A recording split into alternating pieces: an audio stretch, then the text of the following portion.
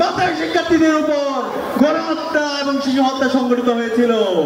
এভাবে আপনারা যারা আমাদের ক্যাম্পাসগুলোতে ছাত্রলীগের সন্ত্রাসীরা আমাদের উপর নেককার হত্যাকাণ্ড চালিয়েছিল, আগ্রাসনের বিরুদ্ধে, আধিপত্যবাদের বিরুদ্ধে কথা বলতে গিয়ে বুয়েটের মেধাবী শিক্ষার্থী আমাদের ভাই আপনার শহীদ হয়েছে।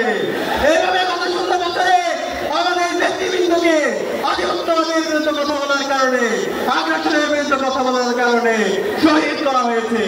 আজকের এই প্রোগ্রামের জাতীয় সমাবেশের শুরুতে গভীর শ্রদ্ধার সাথে আধিপত্যবাদের বিরুদ্ধে, আগ্রাসনের বিরুদ্ধে সকল শহীদদের শ্রদ্ধার সাথে স্মরণ করছি।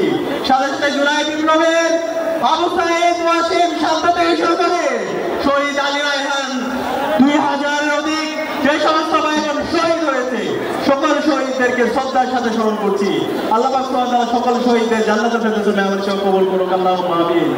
প্রিয় উপস্থিতি, আপনাদেরকে অনুরোধ করবো আমাদেরকে বাংলাদেশ প্রশ্নে ঐক্যবদ্ধ হইতে হবে।